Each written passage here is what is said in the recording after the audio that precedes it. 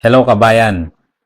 Dito sa video na to, isi-share ko lang kung paano ako nagke-create ng images for social media post gamit tong ChatGPT.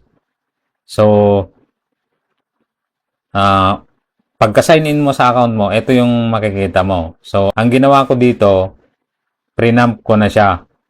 So, pagka-prompt, ito yung ginawa kong prompt. Create an image of a promotion for social media content production agency where I create content for social media such as Facebook, Instagram, TikTok, YouTube, LinkedIn, X, Twitter.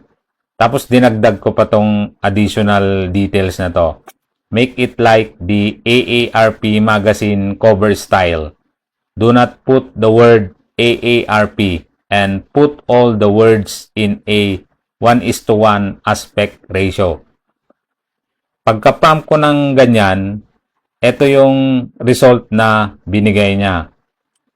Which is, for me, it's good enough for social media post.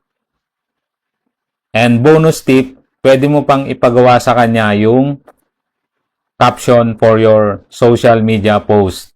In this case, hindi ko na pinagawa kasi image lang yung objective ko dito. So, I hope na natuto ka sa video. If you learn something, don't forget to comment, like, share, and see you in the next video.